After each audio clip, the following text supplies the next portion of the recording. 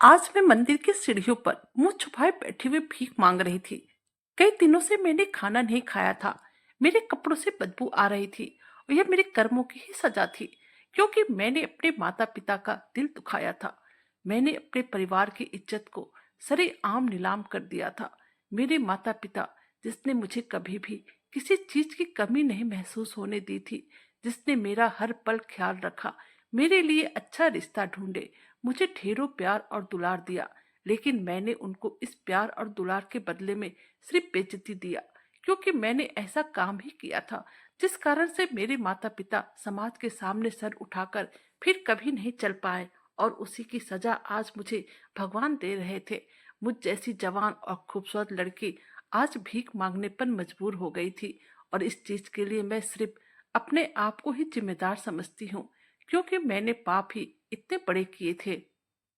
मेरा नाम मनीषा है और मेरा बचपन बहुत ही खुशियों से भरा था, और अब मैं जवानी में कदम रख चुकी थी।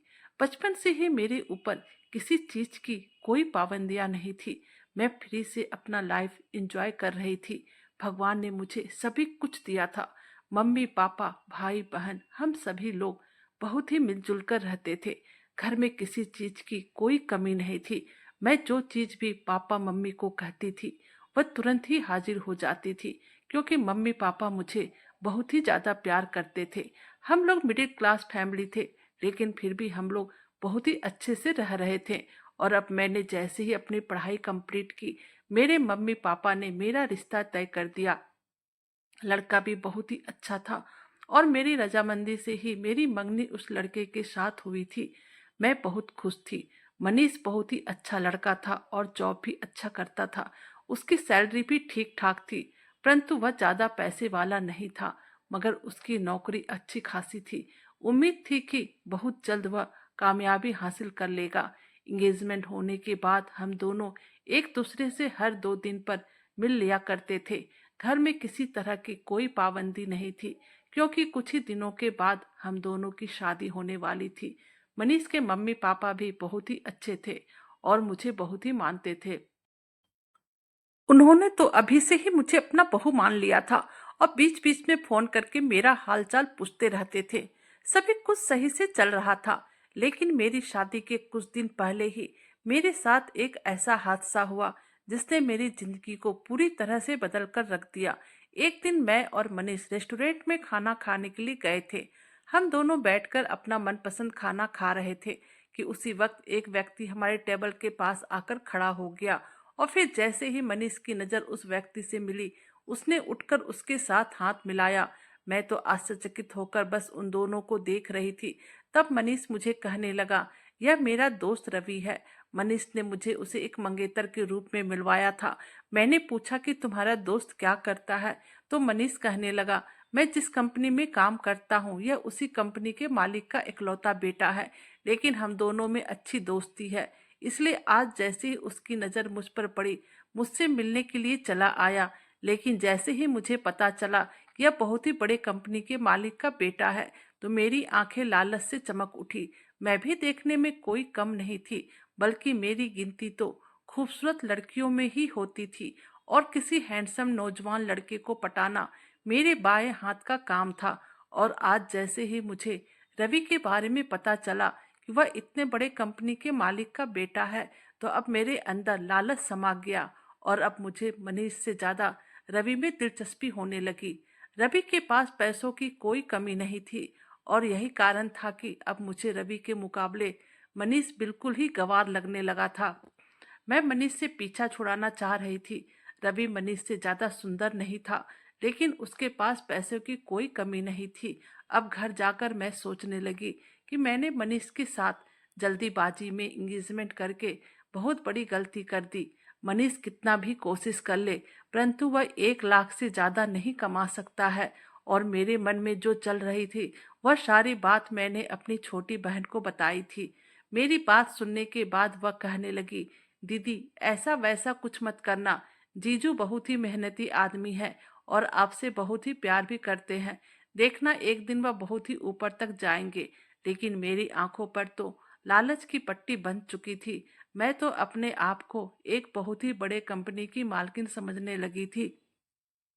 छोटी बहन की बात सुनने के बाद मैंने उसे कहा, देखो, यह मेरी जिंदगी है और मुझ में इतनी काबिलियत और सुंदरता है कि मैं इससे ज्यादा हासिल करने की उम्मीद रखती हूँ। मैं अपनी जिंदगी के साथ समझौता नहीं कर सकती हूँ। मेरे मन में जो आएगा मैं वही करूंगी। यह कहकर मैं फिर अपने काम में बिजी हो गई। एक दिन मैं मॉल में शॉपिंग करने के लिए गई थी, तो मुझे वहां पर रवि मिल गया। हम दोनों में बातें होने लगी। फिर वह मुझे कहने लगा कि चलो चलकर कॉफी पीते हैं। पहले तो मैंने मना किया, लेकिन रवि बहुत ही जिद करने लगा। तब मैं उसके साथ कॉफी पीने के लिए चली गई। हम दोनों बैठकर कॉफी पी रहे थे तो मैंने गौर किया कि रवि मुझे बहुत ही ध्यान से देख रहा था। मैंने पूछा, क्या बात है, तुम मुझे यूं क्यों देख रहे हो? वह कहने लगा, तुम इतनी खूबसूरत हो। आखिर तुम्हें मनीष में क्या दिखा जो कि तुमने उसे पसंद किया? तुम्हारे मम्मी पापा को तो मुझ जैसे स्मार्ट, खूबसूरत और पैसे वाले लड़कों को तुम्हारे लिए पसंद करना चाहिए था। उसकी बात सुनकर मैं हंस पड़ी। फिर वह मुझे बोला, लेकिन अभी भी देर नहीं हुई है, तुम चाहो तो इस बारे में सोच सकते हो। अब हम दोनों में इसी तरह से बातें होने लगी। हम दोनों ने एक दूसरे का फोन नंबर भी ले लिया था। देर रात तक मैं रवि से बात करते रहती थी और कभी कभी उससे मिलने भी चल जाया करती थी। अब मुझे रवि बहुत ही अच्छा लगने लगा था। वह पूरी तरह से मेरे प्यार में पड़ चुका था और मैं कहीं ना कहीं भी उससे प्यार करने लगी थी। समय यूं ही अपनी रफ्तार से बीत रही थी और फिर एक दिन मम्मी ने मुझे बताया कि एक हफ्ते के बाद तुम्हारी शादी का दिन रखा गया है। मैं यह सुनकर बहुत ही उदास हो गई। मैंने मम्मी को कहा कि मम्मी, अब मैं शादी नहीं कर सकती हूँ। मेरी बात सुनने के बाद मम्मी ने यह बात तुरंत पापा को बताए और फिर अब पूरे घर में तूफान आ चुका था। पापा मम्मी मुझे समझाने लगे, आखिर यह रिश्ता हमने तुम्हारी मर्जी से ही किया था। तुमने खुद मनीष को पसंद किया था और अब तो सभी को तुम्हारे मनीष के एंगेजमेंट के बारे में पता चल चुका है। अगर तुम यह शादी करने से मना करती हो तो हमारे परिवार की बहुत ही बेइज्जती हो जाएगी। मैं किसी को मुंह दिखाने लायक नहीं रहूंगा। मेरे परिवार का हमारे समाज में और रिश्तेदारों में बहुत ही इज्जत थी और मेरे पापा एकदम जवान के पक्के आदमी थे। एक बार वह किसी को जब वचन दे देते थे तो उसे किसी भी हालत में निभाकर ही रहते थे। पापा कहने लगे, मैंने मनीष के परिवार वालों को वचन दे दिया है कि अब तुम इस शादी से बिल्कुल भी इनकार नहीं कर सकती हो। लेकिन मेरे सर पर तो प्यार का भूत चढ़ा था। मुझे अपने परिवार की इज्जत का कोई भी फिक्र नहीं था। मुझे तो रवि चाहिए था कि किसी भी हालत में, और अब तो मैं अक्सर ही रवि के साथ रंगीन सपने देखने लगी थी। मैं सपने में देखती थी कि मैं कंपनी की मालकिन हूँ और मेरे पास बहुत ही सारे नौकर चाकर और ढेरों पैसे हैं। पापा अपनी बात कहकर कमरे में जा चुके थे, लेकिन मैंने यह निश्चय कर लिया था कि मैं शादी किसी भी कीमत पर नहीं करूंगी और अगर शादी करूंगी तो सिर्फ रवि के साथ ही करूंगी। लेकिन कहीं ना कहीं मेरे दिल की एक कोने में यह भी बात आती थी कि अगर मैं यह घर छोड़कर चली गई तो हमारे घर की बहुत ही बदनामी हो जाएगी और मेरे माँ पापा तो जीते जी मर जाएंगे। मुझे समझ में नहीं आ रहा था मैं क्या करूं। मैंने बहुत सोचा और फिर यह फैसला लिया कि मैं यह घर छोड़कर नहीं जाऊंगी और पापा मम्मी के कारण मनीष से शादी कर लूंगी। मैंने रवि को फोन लगाया और कहा कि मैं तुम्हारे साथ नहीं जा सकती हूँ। परंतु रवि मुझे कहने लगा, तुम्हें मेरे साथ चलना ही होगा और अगर तुम मेरे साथ नहीं चलोगी तो फिर मैं आत्महत्या कर लूंगा, क्योंकि मैं तुमसे बहुत ही ज्यादा प्यार करता हूँ और मैं तुम्हें अपने जीते जी किसी और के होते हुए नहीं देख सकता हूँ। मैं भी रवि के किसी भी हाल में नहीं खोना चाहती थी और आखिरकार मैंने उसकी बात मान ली। फिर शादी से 2 दिन पहले घर से भाग गई। मैं घर से जब रात के अंधेरे में निकली तो कुछ ही दूर पर रवि अपनी गाड़ी को लेकर खड़ा था। मैं जाकर उसकी गाड़ी पर बैठ गई और वह मुझे अपने फ्लैट में ले आया। फिर अगले ही दिन रवि के दोस्तों के समक्ष मैंने मंदिर में जाकर शादी कर ली। अब मैं रवि की पत्नी बन चुकी थी और हम दोनों एक हो चुके थे। अब हम दोनों को कोई भी जुदा नहीं कर सकता था। मुझे अपने घर वालों की कोई फिक्र नहीं थी कि उनके ऊपर क्या बीती होगी, लोग कैसे उनकी इज्जत की धज्जियां उड़ा रहे होंगे, पता नहीं उनको क्या क्या बोल रहे होंगे। मुझे तो बस रवि चाहिए था, जो मुझे मिल चुका था। कुछ दिन तो हमारे बहुत ही अच्छे से गुजरे, लेकिन एक दिन रवि के पापा गुस्से से फ्लैट पर आए और मुझे अपने बेटे रवि के साथ देखकर आग बबूल हो गए और बोलने लगे, तुमने किससे पूछकर इस लड़की से शादी की? इसे अभी के अभी तलाक दो। यह सुनकर मेरे चेहरे का रंग उड़ गया और मुझे डर लगने लगा, कहीं सच में रवि मुझे छोड़कर ना चला जाए। मैंने तो इसके लिए अपना सब कुछ छोड़ दिया। एक बार भी नहीं सोचा था कि मेरे आने के बाद ना जाने मेरे माँ पापा के इज्जत का क्या होगा। उसके बाद रवि के पापा कहने लगे, जिस लड़की को अपनी मम्मी पापा की इज्जत का ख्याल नहीं, वह तेरी कैसी हो सकती है। उन्होंने बहुत सारी बातें सुनाई। वो इतने गुस्से में थे कि उनके सामने रवि कुछ नहीं बोल पा रहा था। और फिर जाते जाते वह बोलते गए, अगर तुमने इस लड़की को नहीं छोड़ा तो फिर यह घर मेरे कमाई के है और तुम इस घर में रहने का भी कोई हक नहीं है। यहाँ से दफा हो जाओ और कल से ही मेरे ऑफिस भी मत आना। यह कहकर वो बाहर निकल चुके थे। उनके जाने के बाद रवि ने भी मेरा हाथ पकड़ा और वह घर छोड़ दिया और मुझे लेकर अपने दोस्त के यहाँ चले आए। दोस्त के यहाँ आने के बाद रवि काम की तलाश में निकल गए। वह सुबह काम की तलाश में निकलता और शाम तक घर वापस आता था, लेकिन उसे कहीं पर भी काम नहीं मिला था। देखते ही देखते एक सप्ताह बीत गया। एक दिन मैंने रवि की दोस्त की पत्नी की मुंह से ये कहते हुए सुन लिया, अब मैं तुम्हारे दोस्त और उसकी पत्नी को एक जरा भी बर्दाश्त नहीं करूंगी। तुम अभी के अभी उन दोनों को यहाँ से निकालो। वह लड़की मुझे बिल्कुल भी पसंद नहीं है, क्योंकि जो लड़की शादी से पहले अपने होने वाले पति को छोड़कर अपने आशिक के साथ भाग सकती है, तो तुम्हारे ऊपर भी अपने हुस्न का जादू चला सकती है। मैं यह सुनकर रोने लगी। रवि ने भी यह सुन लिया था और उसे भी अब बहुत ही गुस्सा आ रहा था। उसके बाद हमने एक छोटे से इलाके में एक पुराना सा घर किराए पर ले लिया। अब काफी कोशिश करने के बाद रवि को नौकरी मिल चुकी थी, लेकिन उसकी तनख्वाह बहुत ही कम थी। रवि मेहनत से तो काम कर रहा था, लेकिन उसकी सैलरी जितनी थी उससे घर का खर्च बहुत ही मुश्किल से चल रहा था। एक दिन मैंने रवि को कहा, क्यों ना तुम अपने मालिक को कहकर मुझे भी अपने कंपनी में काम दिलवा दो। इस तरह हम दोनों मिलकर काम करेंगे तो पैसों की आमदनी होगी और हमारे घर अच्छे से चल जाएगा। मेरे बहुत कहने पर रवि ने मुझे काम करने की अनुमति दे दी थी। मैं बहुत ही खुश हो गई और उसके ऑफिस में जॉब के लिए अप्लाई कर दिया। और तो और रवि ने भी अपने बॉस से मेरी सिफारिश कर दी थी। आज मुझे ऑफिस में इंटरव्यू के लिए जाना था और मैं बहुत ही अच्छे से तैयार होकर रवि के ऑफिस गई थी। और फिर जैसे उसके बॉस ने मुझे देखा, अपना होश खो बैठा, क्योंकि वह मेरा रूप देखकर पागल हो गया था। उसने बिना मेरा इंटरव्यू लिए मुझे तुरंत ही अपने सेक्रेटरी का नौकरी दे दिया। अब वह अधिक से अधिक समय मेरे साथ ही रहने लगा। मेरी सैलरी भी उससे अच्छी खासी बढ़ा दी थी। वह मेरे काम से बहुत ही खुश था, परंतु उसके दिमाग में मुझे लेकर कुछ और ही चल रहा था। लेकिन मुझे तो पैसों की जरूरत थी और अभी मुझे अच्छा खासा पैसा मिल रहा था, जिस कारण से मेरे घर का खर्चा आसानी से चल जा रहा था। अब मुझे किसी भी चीज की दिक्कत नहीं थी। रवि की तनख्वाह तो उतनी की उतनी थी, जबकि मेरी तनख्वाह अब रवि से ट्रिपल हो चुकी थी। सभी कुछ अच्छा चल रहा था, लेकिन अब रवि मुझे शक की नजरों से देखने लगा था। वह मुझे अक्सर कहा करता था कि तुम बॉस से थोड़ा दूर ही रहना। मैंने तो तुम्हें अपने ऑफिस में इसलिए अप्लाई करने को कहा था कि मैंने सोचा तुम्हें कोई और नौकरी मिल जाएगा, लेकिन उन्होंने तो तुम्हें अपना सेक्रेटरी ही बना लिया। और हाँ देखो, जहाँ तक मुझे जानकारी है उसकी नीयत लड़कियों के मामले में बिल्कुल भी सही नहीं रहता है। बस मेरी एक बार हालत ठीक हो जाए, उसके बाद तुम्हें काम करने की कोई जरूरत नहीं है। और मैं भी कहीं न कहीं यही चाहती थी कि मैं यहाँ पर काम ना करूँ, क्योंकि सच में कोई भी बिना मकसद की इस तरह किसी पर मेहरबान नहीं हो जाता है। मैं मानती हूँ कि अभी तक उन्होंने मेरे साथ कोई गलत काम नहीं किया था, लेकिन आगे क्या गारंटी थी कि वह मेरे साथ कुछ गलत नहीं करता।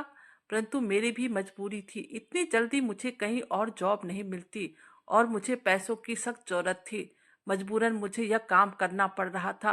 अब समय यूं ही बीत रहा था और अभी मुझे काम किए हुए 2 महीने ही हुए थे कि एक दिन बॉस मुझे बोला, आज रात होटल में मेरी एक बहुत बड़ी मीटिंग है, इसलिए तुम्हें मेरे साथ चलना पड़ेगा। 2 घंटे का काम है, उसके बाद तुम घर चली आना।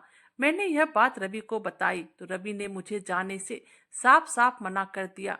मैंने उसको बोला, अगर मैं बॉस के साथ नहीं गई तो वह मुझे नौकरी से निकाल देगा। लेकिन फिर भी रवि मेरी बात नहीं माना और मुझे कहने लगा, तुम यह नौकरी छोड़ दो, क्योंकि मुझे पता है वह तुम्हें अच्छी नज़रों से नहीं देखता है, और अगर तुम में काबिलियत है तो तुम कहीं ना कहीं दूसरी जगह नौकरी अवश्य ही मिल जाएगी। तुम कहीं और नौकरी कर लेना, मैं सब मैनेज कर लूंगा। लेकिन रवि की बात को समझने के बजाय मैं उससे लड़ाई करने लगी और उसे कहने लगी कि तुम्हारी सैलरी से तो घर खर्च चल ही नहीं पाता है। अगर वह मुझे गंदी नज़रों से भी देखता है तो अपनी मजबूरी की वजह से हमें बर्दाश्त करना पड़ेगा। परंतु रवि मेरी कोई भी बात मानने को तैयार नहीं था। मुझे रात के 11 बजे बॉस के साथ जाना था। इसके लिए वह मुझे अलग के 10,000 देने वाला था। आखिर लास्ट में मुझे रवि से बोलना ही पड़ा कि ठीक है, मैं नहीं जाऊंगी, और यह बोलकर मैंने इस बात को यहीं पर खत्म कर दिया। आज भी रवि ने 10 बजे खाना खाया और खाकर सो गया, क्योंकि उसे रोज 10 बजे खाना खाने की आदत थी और मुझे पता था कि अब यह सुबह ही उठेगा। मैंने सोचा मैं 2 घंटे की मीटिंग है, जल्द से जल्द करके आ जाऊंगी। रवि को कुछ पता नहीं चलेगा और तो और मुझे 10,000 का फायदा हो जाएगा। बॉस भले मुझे अच्छी नज़रों से नहीं देखता था, लेकिन आज तक उसने मेरे साथ कोई भी बदतमीजी तो नहीं की थी। अक्सर वो मुझे पैसे देते रहता था, बदले में कभी कोई गलत डिमांड भी नहीं किया था। यही सब सोचकर मुझे तसल्ली थी, इसलिए मैं बॉस के साथ जाने के लिए तैयार हो गई और घर से निकल गई। सोचा 2 घंटे के बाद चुपके से घर आ जाऊंगी और रवि को कुछ भी पता नहीं चलेगा। लेकिन मुझे क्या पता था कि उस रात के बाद मेरे जीवन में कभी उजाला आएगा ही नहीं, और हमेशा हमेशा के लिए मेरे जीवन में अंधेरा छा जाएगा। उस रात जब मैं बॉस के साथ मीटिंग करने के लिए होटल गई तो पहले हम लोगों ने खाना खाया और उसके बाद बॉस ने मुझे एक फाइल दिया और कहा, होटल के उस कमरे में चली जाओ। वहां पर जिस कंपनी के साथ हमारी डील हुई है, उस बड़े कंपनी का मालिक बैठा हुआ है, जाकर उसके सिग्नेचर लेकर आ जाओ और फिर मैं तुम्हें घर छोड़ दूंगा। और तो और इस काम के बदले में मैं तुम्हें अलग से 10,000 और दूंगा। मतलब मुझे टोटल 20,000 मिलने वाले थे। मैं काफी खुश हो गई। मैंने सोचा एक सिग्नेचर ही तो लेना है, जाकर सिग्नेचर लेकर चली आऊंगी। मैं होटल के कमरे के पास पहुंची तो पहले मैंने दरवाजे को लॉक किया। उसने मुझे अंदर आने को बोल दिया और फिर मैं अंदर आ गई। लेकिन जैसे ही अंदर आने के बाद मेरी नजर उस व्यक्ति पर पड़ी, मेरे पैरों के नीचे से जमीन खिसक गई और वह भी मुझे देखकर हैरान रह गया। उसके बाद मैं घर के लिए बॉस के साथ निकल गई। कुछ देर के बाद ही मैं घर पहुंचने वाली थी तो बॉस ने मुझे 20,000 दे दिया और बोला, ऐसे ही काम करोगी तो जल्द ही कामयाब हो जाओगी। कुछ देर के बाद जब घर आ गया तो मैं पैसे लेकर घर के अंदर चली आई। लेकिन जैसे ही मैंने अपने घर में कदम रखा, मुझे वह आदमी दिखा जो कि मेरा ही इंतजार कर रहा था। उसे देखकर मेरे होश उड़ गए। वह होटल वाला व्यक्ति मेरे पति के साथ मेरे घर में बैठा था, जो कोई और नहीं, रवि के पापा यानी मेरे ससुर जी थे। मुझे नहीं पता था कि जिस कंपनी में मेरे बॉस ने डील की थी वह मेरे ससुर का ही है, वरना मैं कभी भी उस कमरे में नहीं जाती। मैं जैसे ही होटल के कमरे के अंदर फाइल लेकर पहुंची थी तो मेरे ससुर जी मुझे कहने लगे, तुम आई हो मेरा दिल बहलाकर मुझसे सिग्नेचर लेने के लिए। मैं कभी नहीं सोच सकता कि तुम इस तरह का भी काम करती हो। अब जब तुमने इस तरह के काम करना स्टार्ट ही कर दिया है, तब तुम और मेरी नज़रों से गिर गई हो। और तुम इतनी नीची कैसे गिर सकती हो? पहले तो तुमने अपने माँ बाप का भी धोखा दिया और अब तुम मेरे बेटे को भी धोखा दे रही हो। यह कहकर मेरे ससुर ने मेरे हाथ से फाइल छीनकर उस पर सिग्नेचर कर दिया और बोला, तुम जैसी लड़की कभी भी किसी के घर की इज्जत बन ही नहीं सकती। मेरा बेटा ऐसे आराम की जिंदगी छोड़कर तुम्हारे साथ इतनी कठिनाइयों में जी रहा है। यह मेरा परवरिश है, जो कि इतनी कठिनाइयों में रहने के बावजूद भी उसने तुम्हें कभी भी धोखा नहीं दिया। और एक तुम हो, चलो मोहब्बत के खातिर माँ बाप की इज्जत की धज्जियां तो उड़ा दी थी, मगर अब उस मोहब्बत की इज्जत तो रख लेती जो मेरे बेटे ने तुमसे किया था। तुम जैसी लड़कियां सिर्फ पैसों के पीछे भागती है। और ना जाने मेरे ससुर ने मुझे क्या क्या कहा। उनकी बात सुनकर मेरे आंखों में आंसू आ गए।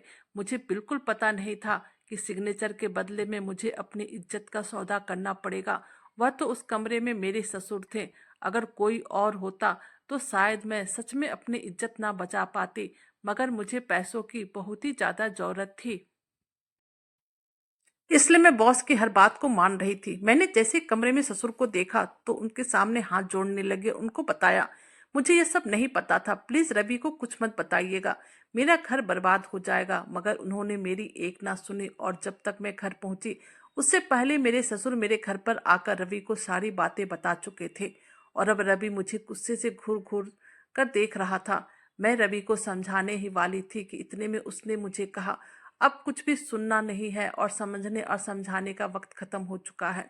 सुबह तक तलाक के पेपर तुम्हारे पास पहुंच जाएंगे। और यह कहकर वह अपने पापा के साथ चला गया। एक पल में सब कुछ खत्म हो गया और मैं फूट फूट कर रोने लगी और सोचने लगी, आखिर मेरी गलती क्या थी? प्यार करना या फिर घर छोड़कर भागना? काश वक्त पीछे चला जाए, क्योंकि अब मुझे अपनी गलती का एहसास हो रहा था। रवि ने मुझे कितनी बार मना किया था कि मैं नौकरी छोड़ दूं, लेकिन मैंने रवि की बात बिल्कुल नहीं मानी और मेरे खुद के कारण आज मेरी यह दुर्दशा हो गई थी। अब मैं ये गलती फिर कभी नहीं करूंगी। प्लीज यह वक्त पीछे चला जाए और रवि मुझे फिर से मिल जाए। लेकिन अब बहुत देर हो चुकी थी, रवि जा चुका था और अब मेरे जीवन में सिर्फ अंधेरा ही अंधेरा छा गया था। मैं समझ नहीं पा रही थी सारी गलती हमेशा औरतों के माथे पर ही क्यों मर दी जाती है। मर्द चाहे जितनी भी गलतियां कर ले, लेकिन उसे कोई कुछ भी नहीं कहता है। आखिर क्यों? और अब मैं बिना कुछ किए बदनाम हो चुकी थी। कुछ दिन बाद मेरे पास जो पैसे थे वह भी खत्म हो गया और अब मेरा इस दुनिया से मन भी भर गया था। मुझे कुछ भी अच्छा नहीं लग रहा था। ऐसा लग रहा था कि मैं अपने आप को खत्म कर लूं, लेकिन मैं वह भी ना कर पाई और अब मैं भगवान के शरण में मंदिर में जाकर एक कोने में बैठ गई। अगर कोई मुझे खाने के लिए कुछ दे देता तो मैं खा लेती, नहीं तो मैं यूं ही भूखे पड़ी रहती। कुछ दिनों में मेरे कपड़े मिट्टी से बहुत ही ज्यादा खराब हो गए और मेरे कपड़ों से बदबू भी आने लगी थी। लेकिन मुझे तो अपना कुछ होश भी नहीं था और अब मैं किसके लिए अपने आप को संभालती।